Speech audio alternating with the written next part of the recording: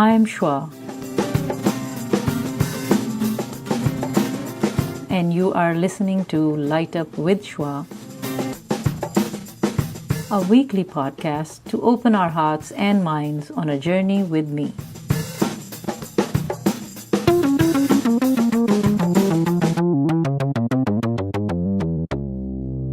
Hello, Air. Hello, how's it going? Good. Thank you for taking our time. And would you like to tell us about yourself briefly, who you are, and what do you do? Absolutely. So my name's Air, and I'm an educator. I've been in education for about 10 years. Previously, I've served as a middle school teacher, a high school teacher, an instructional coach, professional development lead. And I currently am really blessed to be able to work for a nonprofit called Beyond Differences that works in both middle schools and high schools to end something called social isolation. Oh, wonderful. So does that mean that parents are involved in this organization, or how do you interact with the parents? We service schools all over. So we service about 4,000 schools nationwide. Oh, wow. But we also run local programs. So we go into middle schools, and we also have something called a teen board. So we work with not only students, but their families all over the Bay Area in how to be more inclusive and how to be more connecting as communities to create a culture where kids can really, really thrive and be able to just relate to one another. So are your parents alive? Your parents? They are. Okay, good. Yes. What did you find them? I'm going to talk a little bit about parenting. What did you find that they did right with you? That's a great question. My parents were very supportive and very open, which I think is something that's been such a blessing in my life. They really were able to connect with me by just asking questions and understanding that we all have different perspectives, and just teaching me so much, but also teaching me the value of no matter what your age is, we always have something to learn. And so they're really, really open in that way. And my parents, my dad's Mexican and my mom is white. So it was really interesting living in a biracial household. And just their capacity to really love people for who they are, I think, is the best thing that they've given me. That's a very important lesson. Anything that you didn't like they did with you? I'm sure. I'm going to put you on the spot, so I'm going to put you on. I'm sure when I was young, anything sort of to try to control. When you're young, you think you know everything. But I don't know. I feel that I was really blessed, and that they did a really phenomenal job. Mm-hmm. Excellent. So through your work, what have you found that, can you talk about what parents can do for their children, especially regarding, I'll come to bullying also, because that's where we met and on that summit, and I think it's a very important topic. And so tell me about what you think from your experience as an educator. What are we, something simple or something complicated, what are we missing as parents from your point? I think, when we are the organization that I work for, Beyond Differences, we really focus on being really preventative. And so that's something that I would really argue for parents, is to figure out how to be preventative before things even start. So by the time we get to bullying, that's very far down the stream, right? There are all these things upstream that if we're aware and we're paying attention to and we're present, that we're able to sort of see happening in our kids, and then able to intervene and change the course of where they're going. So in particular, we focus more on social isolation and just being aware of physically, mentally, emotionally, where your kids are at, what they're experiencing at school, asking really great questions. A lot of times we'll see students who are really suffering. There's a lot of medical or health effects that come from social isolation. So does your son or daughter or child have stomach aches or headaches? Are you seeing depression signs? Sort of what are the signs that you're seeing so that you're able to intervene earlier? Okay. I think is one of the biggest things. And then just providing connection points for them. And literally, what do you mean by that? A lot of things that we do at Beyond Differences is literally teaching kids how to practice. Can you say that again? I lost your connection. Having connections, and then what did you say? A lot of the work that we do at Beyond Differences is teaching students how to practice having social emotional skills. So how do you have a conversation with somebody who is new? Can you practice that? What is a great opening question that you can ask somebody? How are you creating community? And I think oftentimes we think those things just naturally develop, but they can also really be learned. And so really as a parent, stepping in and asking, have you met anybody new today? What did that conversation look like? And being able to sort of practice so kids can feel empowered to go and make new connections so they don't feel isolated and they don't feel ultimately bullied. Oh, okay. That's so important. So I'm sure the aspect of listening, is that a big thing in your training, or could you talk about that? Yes. So we oftentimes with students use something called nonviolent communication, and listening is a huge part of that. So creating space for kids to be able, I think even before listening, are able to reflect. So asking them questions and then being able to fully listen and be present for their answer, and not try to come up with a solution right away. Because sometimes, that's actually not what kids need. They just feel sad. They had a really bad or hard day at school, or they're not connecting to people. And sometimes, they just need to be able to be heard. And so I think listening and communication is absolutely key to helping kids be healthy and helping them thrive. Do you think kids get too bogged down or bogged up? I don't know, how do we say, like, too concerned about grades and all? Is that a superficial thing? Is that how realistic it is? Should we be bothered about it? Like, can you talk about that also? Sure. I mean, I think as an educator, the pressure that is now on kids is more than it's ever been. The competitive field. And I think when we really think about it, if we do want kids really, really thriving, even if it is in academics or in their careers, et cetera, down the road, the thing that comes first is their social emotional well-being. That's the foundation. And I think sometimes we really skip that step. And so they feel overwhelmed. They are scheduled for all of their schoolwork, and then additionally all these extracurriculars and things that they're trying to be able to put on their college applications. So they're trying to connect. So should we reduce that as a parent? Like, parents should pay attention and not overwhelm themselves and the kids?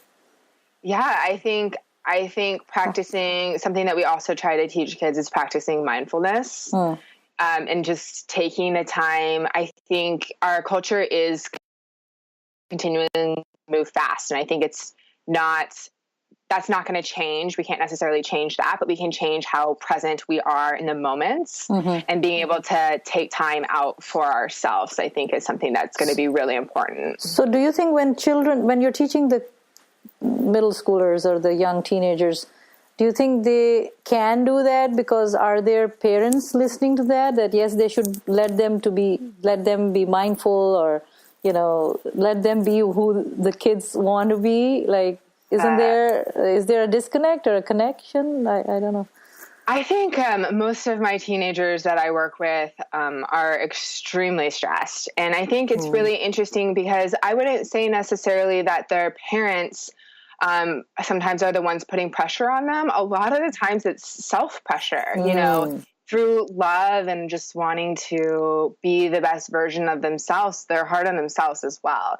So I think it's more about, like taking time to compliment our kids and teach them how to have self-compassion and how to slow down in themselves is something that might be missing a little bit from our culture. Okay, so you are helping in that culture among the kids to reduce that and not to be so like obsessed with grades and, take your time and be mindful. So that environment, it needs to be created basically in schools and institutions. Yes. Okay.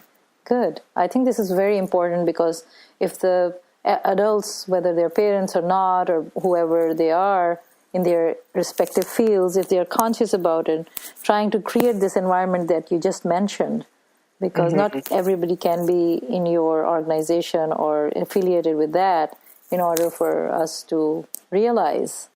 I was just going to say, I think students are really, really pushing their parents in terms of identity, and specifically within the United States, where we have students are very, very complex, coming from different racial, ethnic, socioeconomic backgrounds, religions, cultures.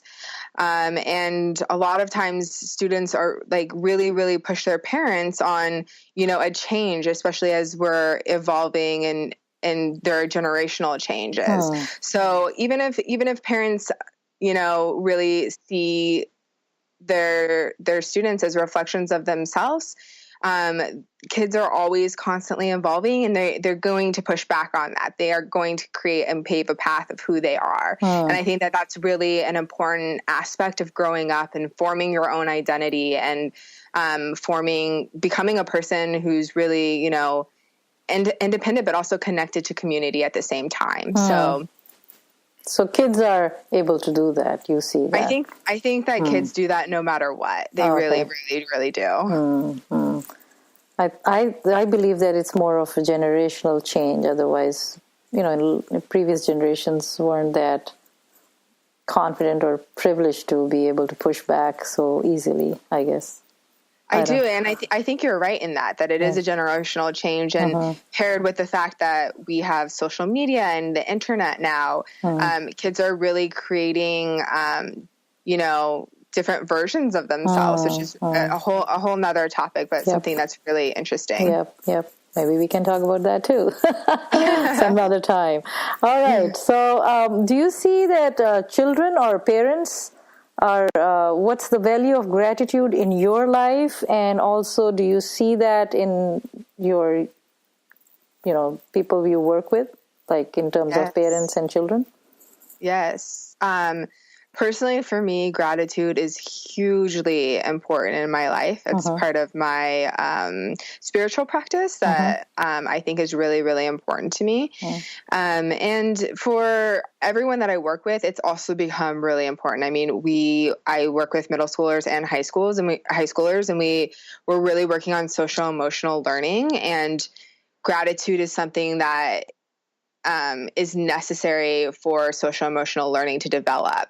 And I think specifically in the organization that I work with, parents also really value that. A lot of students have been extremely bullied or isolated or put down. And it's important to build students' confidence. And one of the ways that you can do that is by giving compliments, giving gratitude, and showing love. So I think it's something that's really integral to the work that I do and to the Beyond Differences, the organization that I work for. That's very interesting to find out. So it's part of your teaching. It's part of your curriculum. That you have this emotional, what did you say, emotional and? Social emotional learning. Wow. There's even entire lesson plans where we actually teach students how to give one another compliments, and we practice it. And I think that's something that's really important to creating healthy and strong communities. So I guess this is not natural. It doesn't naturally come to everybody. It is good to realize or bring it to our consciousness. Yeah, I think it can naturally happen, but it is also something that's learned. And I think one of the biggest things also for parents and not just educators is creating the time and space to be able to have gratitude, to give appreciation. Kids are often at school and, they go from learning one standard to the next standard. And then during those times where they have break, if we're not teaching them how to show love and be inclusive and have gratitude for one another, then we're opening the box for them to go the alternative route, right? And exclude one another and put one another down. Well, thank you for that. Thank you very much. What is the value of time in your experience and what you find that how children treat that? Time. I think, as you mentioned earlier in one of your earlier questions, more than ever, students are really, really pressed for time.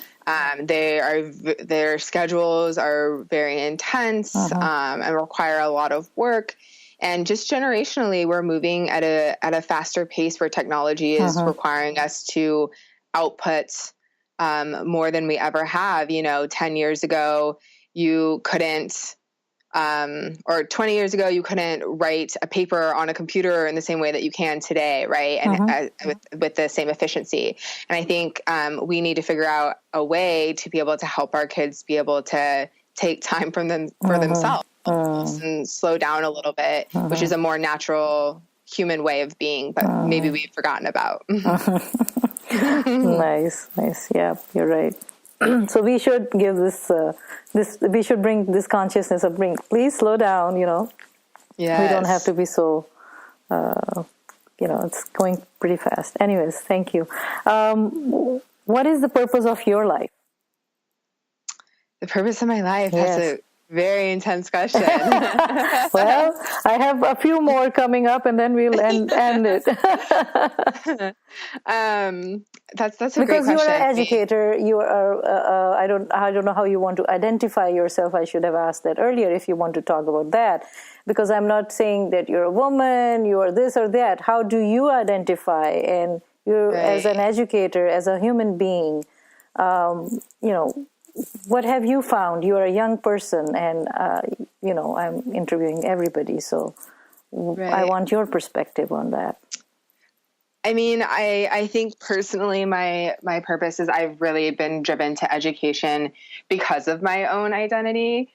I mean, life purpose is so intense, but ultimately, it's really for me as a child, especially growing up in different cultures. Just seeing inequities was something that was really intense for me. And that's something that I've become really, really passionate about in school.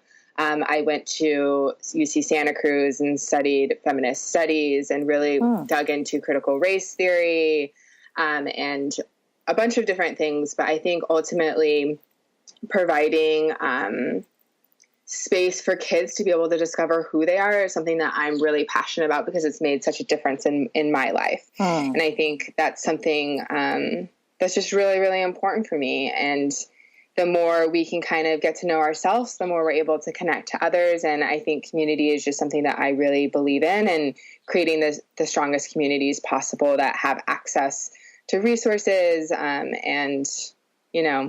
can make the world a better place. Very nice. Thank you. What would you do differently today if you knew there was no tomorrow? Wow. What would I do differently today? I think it comes back down to that really, really practicing mindfulness. I practice mindfulness and meditation in my own life already. So I've done that this morning, but I think creating even more room and space for it is something that I would definitely do that would be a little bit different. I think even though I try to live it every day and I practice every single day, there's always a little bit more room to continue to grow in that. And so that's what I would say. Wonderful. Wonderful. Any message of hope you would like to give? Of course. I'm really, really blessed to be able to just work with amazing, amazing middle schoolers and high schoolers and parents and teachers and educators. And I just think that there are so many people who really, really, really care and who really want to help students thrive, parents thrive, families thrive. And I just think that that's amazing for me to be able to see. Specifically working for Beyond Differences, we work with kids who are activists, who want to make a difference, who want to reach out to people who might be feeling left out or isolated in their community. And to be able to see that, our kids really, if we let them take some leadership and give them the tools, they can just do phenomenal things. Wonderful. So what is a character in your experience? What is what? A character of a person. What is the character of people? Yeah. Like what? Like how would you define it? How would you say what is a character? I would say... Or how can you build a character? How can you build it? Yeah. I think character is really defined, and I think working for Beyond Differences has helped me see this in what we're doing in the moments where no one's watching, where we're just really, being ourselves. So for a lot of our kids, it means like when you see somebody that's, maybe eating alone, or you see bias or stereotypes happen or prejudice happen, racism, what do you do in that moment? And what kind of person, like, are you going to actually act out and not just internally be thinking, but how are you going to act?